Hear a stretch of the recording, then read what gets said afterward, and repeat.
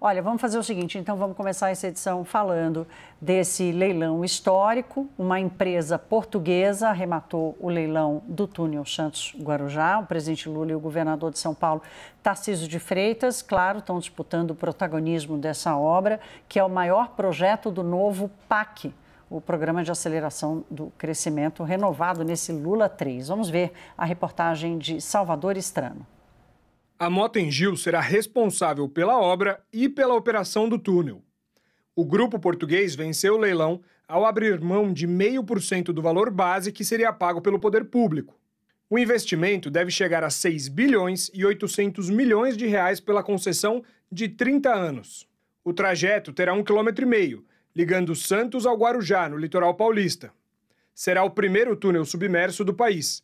E a expectativa é de que o percurso, que hoje chega a demorar 1 hora, leve apenas 2 minutos. O projeto é complexo. Para atrair investidores, o governo de São Paulo teve que assumir alguns dos riscos da iniciativa. A União também colocará dinheiro no túnel, pagando parte do contrato. Isso porque os cálculos mostram que a tarifa coletada entre os usuários não será capaz de cobrir os custos do projeto. A paternidade do projeto está em disputa.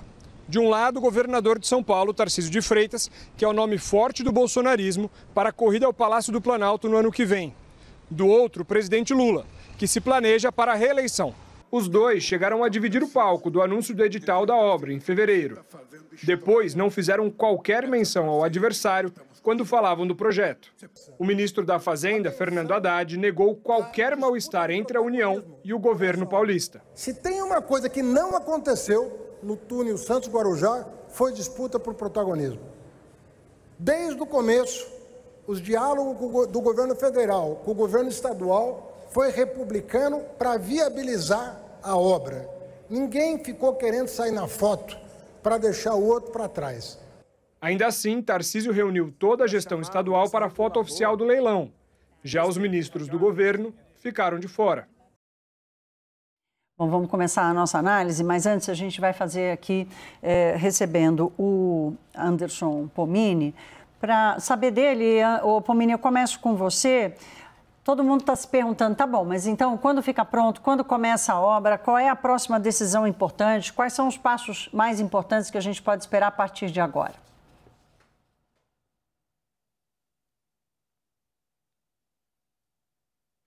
Bom, primeiro, o cronograma previsto agora é a análise dos documentos. Nós pretendemos assinar esse documento com a empresa no prazo máximo de 2 a 3 meses e o início do canteiro de obra já no final deste ano, final de novembro, dezembro. Esse canteiro de obra, para que ele seja montado, é um dique seco, ele demanda pelo menos 1 ano, 1 ano e meio. Depois, na sequência, que as placas são construídas e elas são afixadas, né? Um método absolutamente diferente, dominado, inclusive, exclusivamente por empresas internacionais. 4 ou 5 empresas no mundo dominam essa técnica. Dentre elas, a portuguesa Mota-Engil, associada com a CCC. Então, pelo cronograma, nós pretendemos entregar essa obra, inaugurar essa obra final de 2029, começo de 2030. Daniel Rittner faz a próxima pergunta.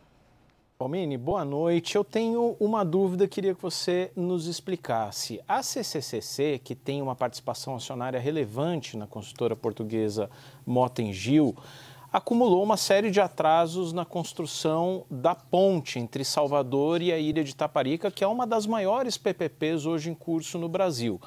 Foi licitada em 2020, até agora a obra não começou, teve que ser repactuada depois da pandemia, envolveu diversas viagens de Rui Costa, então governador, agora Jerônimo Rodrigues à China para repactuar o contrato. Eu te pergunto, que cláusulas, que mecanismos que existem num contrato para evitar que esse cenário se repita? Porque a consultora, de certa forma, é a mesma.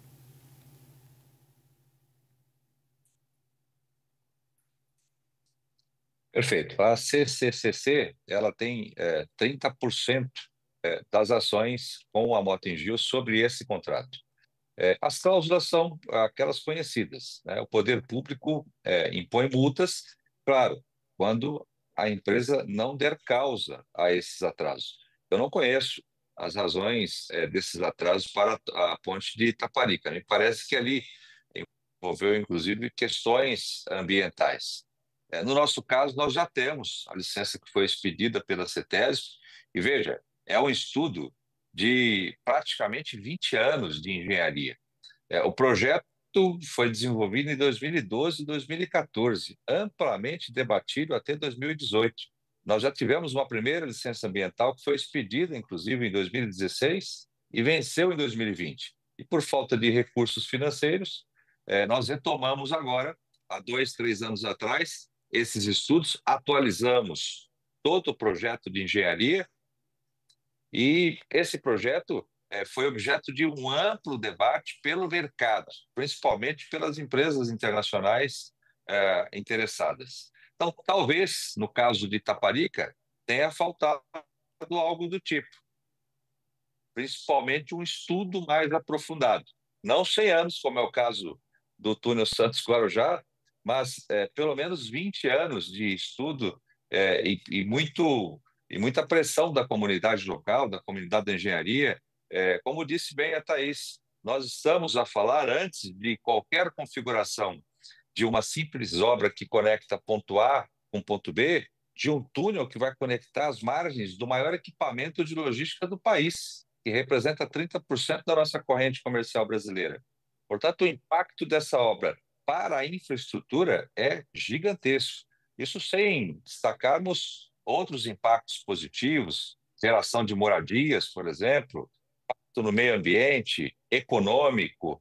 É a principal obra do país, é a principal obra de infraestrutura do país. Daí a importância dessa parceria, mesmo que com o calor da política.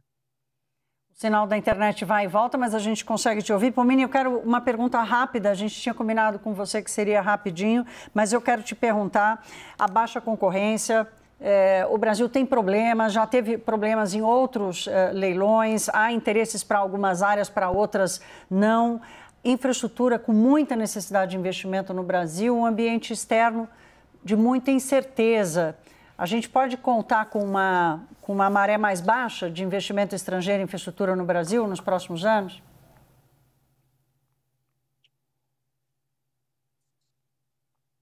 Mas eu penso que não. Respeitosamente, eu entendo que não houve baixa concorrência. Inclusive, foi objeto de questionamento numa representação formulada pelo membro do Ministério Público do Tribunal de Contas, questionando, arguindo essa suposta baixa concorrência. Veja, 4, 5 empresas no mundo detêm essa técnica. Isso consta do edital. Ou seja, a empresa, para que se habilitasse a essa licitação, deveria comprovar, antes de mais nada, que já tenha feito obra do tipo em seu portfólio, o que já elimina a grande parte das empresas. Portanto, se nós temos 4, 5 empresas do mundo que dominam essa técnica e 2 se inscreveram, a concorrência foi muito importante. Claro que vem a crítica: por que as empresas nacionais não participaram? Porque elas não detêm a técnica, elas poderiam participar de forma consorciada.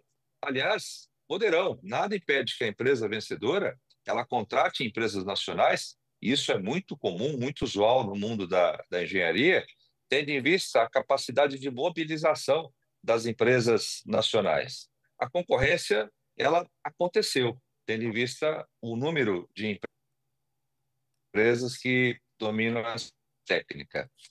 E não é qualquer empresa. A Mota-Engil é uma empresa, uma das maiores do mundo, conhecida, inclusive, por obras de infraestrutura, das maiores obras de infraestrutura do planeta.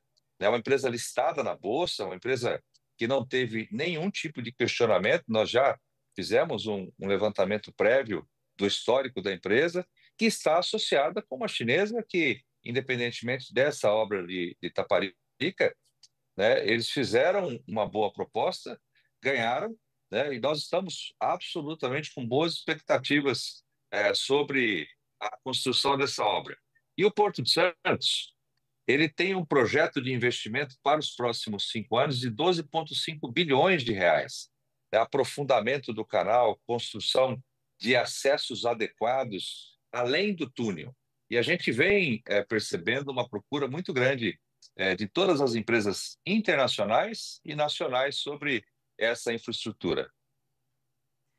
Que bom, obrigada, Anderson, por vir nesse dia importante aqui para a área que você atua, mas especialmente para a infraestrutura brasileira. O Anderson Pomini, que é presidente da Autoridade Portuária.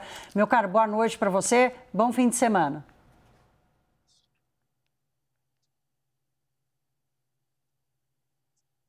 Muito obrigado, eu que agradeço. Boa noite a todos. Boa noite. Agora eu fico aqui na companhia dessa dupla, o Léo Barreto e o Daniel Hittner.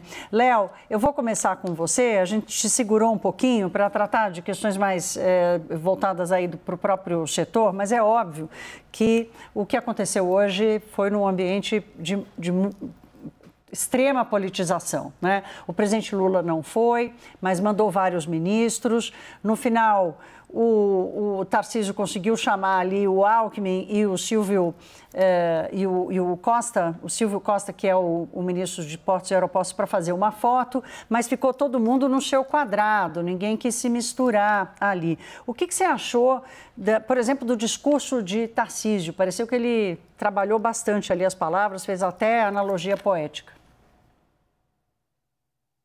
Bom, Thaís, é um momento que a gente está vivendo, que foi inaugurado pelo próprio presidente Lula, que elegeu já Tarcísio como seu adversário, né? É claro que ele vai tentar manter Tarcísio colado no bolsonarismo, uma coisa para a qual Tarcísio colaborou muito, né, nessa semana, quando ele veio para Brasília discutir a questão da anistia.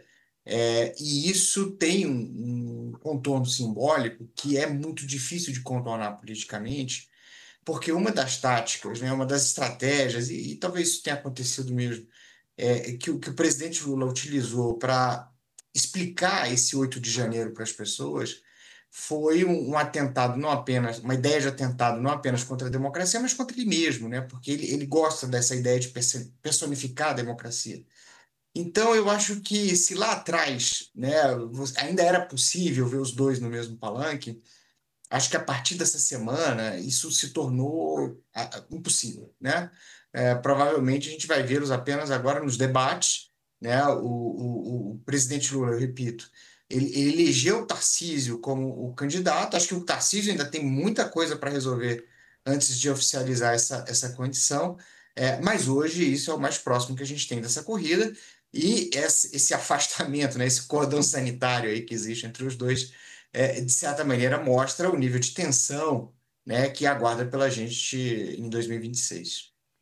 Daniel, você está acompanhando isso, eu não posso falar há 100 anos, né, mas é quase como se fosse, né, meu caro? Acho que a sua primeira matéria no jornalismo brasileiro foi para falar do túnel, da construção desse túnel. O Daniel sabe tudo sobre esse processo.